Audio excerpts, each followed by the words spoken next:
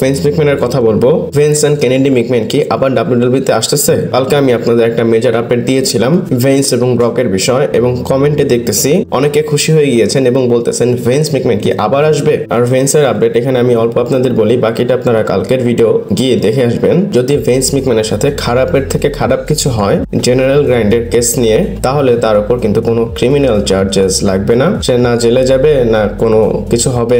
যদি প্রমাণিত হয় সে জাস্ট টাকা দিবে আর একটা বিলিয়নিয়ার টাকা দিবে, তাহলে আপনারা বুঝতেই পারছেন তার কাছে আসলে এটা বড় কিছুই না। আর ভেন্স ম্যাকম্যান এখানে হারবে না এবং সিরিয়াস কোনো কেস নেই। আর প্রশ্ন হচ্ছে ভেন্স ম্যাকম্যান কি আবার আসবে ডাব্লিউডাব্লিউ তে? যদি আমি ডাইরেক্ট বলি তাহলে একদম না, তার আসার চান্স একদমই নেই। সে টিকে ওর কাছে তার শেয়ার বিক্রি করেছে এবং কিছু শেয়ার সে হোল্ড করে, কিন্তু ভেন্স ম্যাকম্যানকে নিয়ে আমরা যেভাবে আগে যাচ্ছি সে কিন্তু প্রত্যেকটা প্রবলেম থেকে বের হয়ে আসতেছে। এক কথা যদি বলি সে কামব্যাক করতেছে, তো সেই হিসাবে ডাব্লিউডাব্লিউ তে সে কামব্যাক করতে পারে। কিন্তু টিকেও এখানে আছে, তারা আগে থেকে ডাব্লিউডাব্লিউ তে ভেন্স ম্যাকম্যানকে আনতে চায় না, বাট আমি বলবো হি ইজ ভেন্স ম্যাকম্যান। আমি এটা অনেক বড় করে বলতেছি না, বাট সে ভেন্স ম্যাকম্যান। আপনারা জানেন সে কি করতে পারে।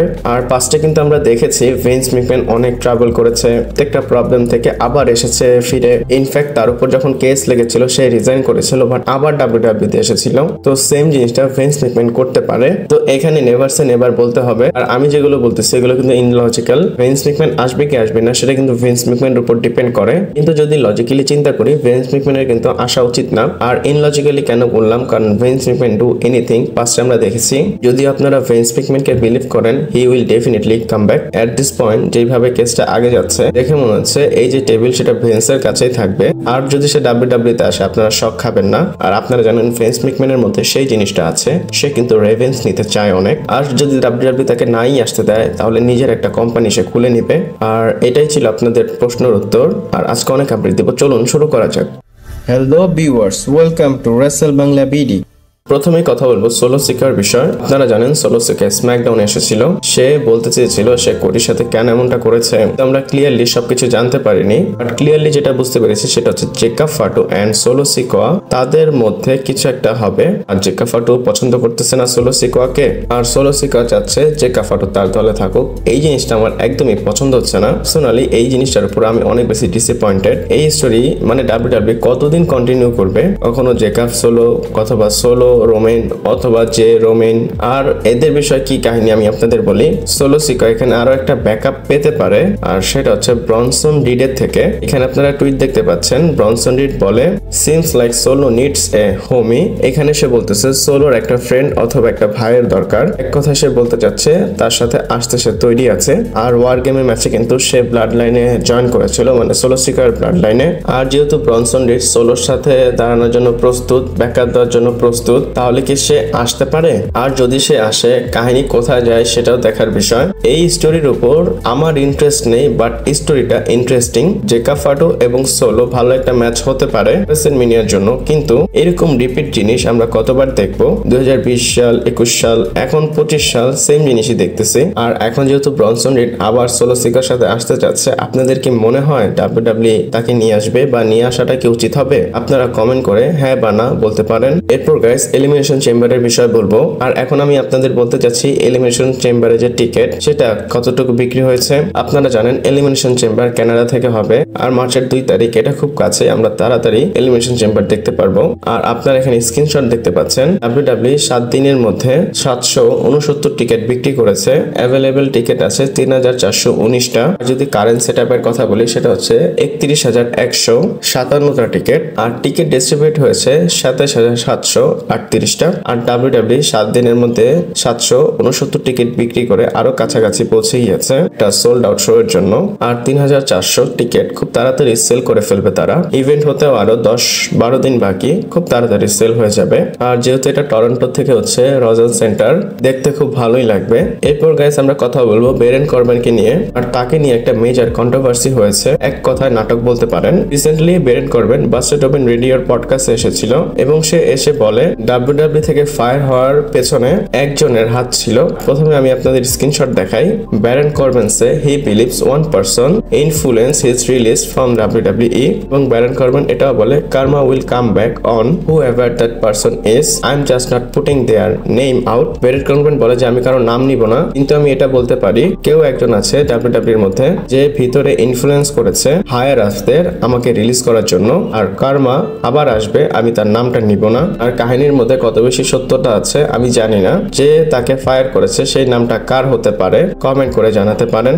এরপর রোড ডগের বিষয় বলবো। আর সে স্ম্যাকডাউনের নিউ কো রাইটার হয়েছে, আর এর আগেও কিন্তু সে ডাব্লিউডাব্লিউ এর জন্য অনেক কিছু লিখতো। আপনাদের পুরো ঘটনা বলবো, আগে আপনারা এই আপডেটটা দেখেন। এন্ড পিডব্লিউ ইনসাইডার বলতেছে Road Dogg Brian James has been named the new co lead writer for the SmackDown brand. Road Dogg joins Jon Cicoata, he heading the creative for the brand. PW insider বলতেছে Road ডগকে স্ম্যাকডাউনের booking এ যে pitches হবে সেখানে অনেক বেশি influence রাখবে রোড ডগ, আর এখন সে কো লিড রাইটার হয়েছে। আর এর জন্য অনেকে বলতেছে স্ম্যাকডাউনের বুকিং খুব খারাপ হচ্ছে। আর আমি আপনাদের বলি 2017 সময় কিন্তু সে ডাব্লিউডাব্লিউর জন্য লিখতো, আর সেই সময় কিন্তু শো ভালো হতো না, আর লোকেরা বলতেছে সে বুকিং না করলেই ভালো হবে। আর ওই সময় সে টুইটারে এসে ডিফেন্ড করতো। একটা জিনিস চিন্তা করেন, যদি আপনি সেই পজিশনে থাকেন আপনি কিন্তু লোকেদের বলবেন না যে আমি এটা করতেছি ওটা করতেছি। আর রোড ডগ সেই জিনিসটা করতে এটা অনেক বেশি আনপ্রফেশনাল। আর আবার ডাব্লিউডাব্লিউ তাকে ওই পজিশনে দিয়েছে যেটা তার জন্য অনেক ভালো, কিন্তু ফ্যানরা দেখতে চায় না। ওর কথা বলবো এলিমিনেশন চেম্বারের বিষয়ে। আর ডাব্লিউডাব্লিউ একটা নতুন ম্যাচ অ্যানাউন্স করেছে, আর এটা একদম অফিসিয়াল। আপনারা দেখতে পাচ্ছেন ডাব্লিউডাব্লিউ উইমেন্স চ্যাম্পিয়ন টিফিনি এবং ট্রিস স্ট্র্যাটাস আছে, এবং তারা ফেস করবে নায়া জ্যাক্স এবং ক্যান্ডাস লেরিকে। আর স্ম্যাকডাউন দেখে আইডিয়া হয়েছিল যে তারা এই ম্যাচটা করতে পারে, এবং আপডেটও এসেছিল ট্রিস স্ট্র্যাটাস কম্পিট করবে এলিমিনেশন চেম্বার পেপারিউতে। আর এটা কানাডা থেকে যেহেতু হচ্ছে, অবশ্যই তার হোম টাউন, সেখানে তো সে প্রেজেন্ট থাকবেই। আর যদি এলিমিনেশন চেম্বারের কথা বলি, আমার মনে হয় 4টা ম্যাচ হবে এলিমিনেশন চেম্বারে। প্রথম মেন্স এলিমিনেশন চেম্বার ম্যাচ অবশ্যই অনেক বেশি লম্বা হবে, আর উইমেন্সটাও সেম অনেক বেশি লম্বা হবে। এবং টিফিনির সাথে ট্যাগ টিম ম্যাচও তো কনফার্ম হয়েছে, পাশাপাশি স্যামি এবং কেভিন ওয়েন্সের ম্যাচটা অফিসিয়াল হয়েছে। এবং আমরা কিন্তু এটা শুনতে পেরেছিলাম ট্রিশ এবং টিফিনি একজন আরেকজনের সাথে কাজ করতে চায়, রিং শেয়ার করতে চায়। রিপোর্ট এসেছিল তারা একজন আরেকজনকে ফেস করবে, বাট তারা এখন ট্যাগ টিম হিসাবে থাকবে। আর আপনাদের অ্যাকর্ডিং এ কি মনে হয়, এই ম্যাচটা কি ভালো হবে কি খারাপ, আমাকে কমেন্ট করে জানাতে পারেন। এরপর কথা বলবো জেকা ফাটোর বিষয়। আর জেকা ফাটো অনেক হিউজ মার্চেন্ডাইজ নাম্বারস ডাব্লিউডাব্লিউর জন্য ড্র করতেছে। আপনারা জানেন আনডাউটলি জেকা ফাটো একটা ড্র, তার সাথে লোকেরা কানেক্ট করতে পারে। আপনারা যদি তাকে দেখেন অবশ্যই মজা লাগে, হয়তো তার প্রোমো অথবা তার রেসলিং স্কিল, ওভারঅল তার মধ্যে কিছু একটা অরা আছে, এটা দেখে ভালো লাগে। আর আপনারা এখানে স্ক্রিনশট দেখতে পাচ্ছেন, লেখা আছে Jacob Fatu travel wolf T shirt is the best selling apparel on WW shop. মানে ডাব্লিউডাব্লিউ শপে যদি বেস্ট কোনো কাপড় বিক্রি করা হয় বা বিক্রি হচ্ছে, সেটা হচ্ছে জেকা ফাটোর ট্রাভেল উলফের টি শার্টটা। আর যদি তার টি শার্টের কথা বলি, এমনটা না যে সেটা অনেক দেখতে ভালো। যদি সিএম পাঙ্কের বেস্ট ইন দ্য ওয়ার্ল্ড এর টি শার্টটা দেখেন, সেটা অনেক ভালো। আবার রোমান রেন্সের ওয়াইটিসি সেটা অনেক সুন্দর, ওডি জন সিনা তাদেরটা অনেক বেশি সুন্দর। কিন্তু জেকা ফাটোরটা কিন্তু এমন না যে অনেক বেশি ইউনিক। ডাব্লিউডাব্লিউ তার মার্চেন্ডাইজ জাস্ট রিলিজ করেছিল, লোকেরা এটা কিনা শুরু করেছে। আর জেকা ফাটোর যে মার্চেন্ডাইজ সেখানে কিন্তু একটা ভাল্লুক আছে, আর কিছুই নেই, আর লেখাও নেই ট্রাভেল উলফ, কোনো কিছু লেখা নাই, কোনো কিছু দেওয়া নাই। সেটা থাকা সত্ত্বেও কিন্তু কারেন্টলি সে খুব ভালো সেল করতেছে। এমনিতে এমন না সে যে অনেক কিছু করেছে, সে জাস্ট ফেস টু ফেস হয়েছিল সোলো সিকোয়ার। আর একটাবার চিন্তা করেন, ডাব্লিউডাব্লিউর ফ্যানরা এখনই তার উপর ইন্টারেস্ট দেখাচ্ছে, যদি তাকে মেইন ইভেন্টে বা মেজর কোনো পুশ করে তখন কি হবে। আর আগে গিয়ে সে বড় একটা ম্যাসিভ অ্যাসিড হতে পারে ডাব্লিউডাব্লিউর জন্য, যেমন সে হবে, ব্রন বেকার হবে, কার্মেলো হেস হবে। এমন কিছু ট্যালেন্ট আছে যারা ডাব্লিউডাব্লিউ কে আগে ক্যারি করবে। এখানে কার্মেলো হেসকে একটু দূরে রাখবো, আর সে একটা ভালো ডিল, যদি তাকে একটু ডাব্লিউডাব্লিউ ভালো বুকিং করে তাহলে সে ভালো একটা অ্যাসেট হবে। আর আপনারা কি চিন্তা করেন জেকা ফাটোর বিষয়, আপনাদের রিয়াকশন কি আমাকে কমেন্ট করে জানাতে পারেন। এরপর কথা বলবো জিম রসের বিষয়। আর জিম রস সে ডাব্লিউডাব্লিউ রিলিজের উপর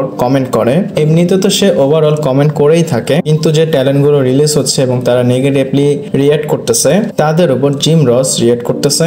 আপনারা এমনিতে কি দেখেন, সুপারস্টার রিলিজ হয় তারপর কিন্তু তারা সোশ্যাল মিডিয়াতে অনেক নেগেটিভলি রিয়েক্ট করে। তাদের জিনিসটাও বোঝা উচিত, কারণ একটা জব থেকে যদি কাউকে বের করে দেয় তাদের তো অবশ্যই খারাপ লাগবে। আর জিম রস কি বলে আমি আপনাদের বলি, just stay positive and regroup, it's not the end of the world, more opportunities will come, what skill you sometimes, it's how this talents react to the bad news and how it's make them overly negative, and that is not a good things. stay positive and improve your game and hopefully find yourself another landing spot। মানে সে বোঝাতে যাচ্ছে যেসব সুপারস্টাররা release হয় আমি এমনটা দেখি যে তাদের কেরিয়ার রিলিজ হওয়াতেই শেষ না, তারা এমন ভাবে রিঅ্যাক্ট করে রিলিজ হওয়ার পর এর জন্যই তাদের কেরিয়ারটা শেষ হয়ে যায়। দুনিয়া থেকে বের করা না, এখানে আপনাদের একটা কোম্পানি থেকে বের করা হয়েছে, আপনাদের কাছে কিন্তু আরো অনেক অপরচুনিটি আছে, আপনাদের অনেক অপরচুনিটি আসবে, আপনারা সেফ থাকবেন, পজিটিভ থাকবেন এবং ভালো মতো কাজ করে সেই আপনাদের গেমটাকে ইমপ্রুভ করবেন। আর আমি এই জিনিসের উপর এগ্রি করি, কিন্তু আমি ট্যালেন্টদের বিষয়টাও বুঝতে পারি, তারা তো অনেক কষ্ট করে। তারা বিলিয়ার ডেভেনপোর্টের কথাটা চিন্তা করেন, বেচারা কত বেশি খুশি ছিল যখন সে ডাব্লিউডাব্লিউ তে ছিল। এরপর কথা বলবো অ্যালেক্সা ব্লেসের বিষয়। আপনারা জানেন অ্যালেক্সা ব্লেসের কামব্যাক হয়েছে, সে রিটার্ন করেছে রয়্যাল রাম্বলে এবং আমরা তাকে স্ম্যাকডাউনে দেখতে পাচ্ছি এবং আমরা কিন্তু অনেক বেশি টিজ দেখতে পাচ্ছি হোয়াইট সিক্স এর থেকে। সে লিলিকে নিয়ে এসেছিল, আমরা ভেবেছিলাম সে হোয়াইট সিক্স এর সাথেই থাকবে। অনেক কিন্তু গ্লিচ দেখা যাচ্ছিল যখন আমরা স্ম্যাকডাউনে তাকে ম্যাচ করতে দেখেছিলাম, তারপর কিন্তু একদম অবভিয়াস কনফার্ম হয়েছে সে হোয়াইট সিক্স এই থাকবে। আর এখন ডাব্লিউডাব্লিউ অ্যালেক্সা ব্লেসকে নিয়ে রেসেলমিনিয়াতে কি প্ল্যান করতেছে, আপডেট এসেছে যেটা রেসেলভার্স বলেছে, আর সেখানে কিন্তু বেকি লিঞ্চেরও আপডেট ছিল।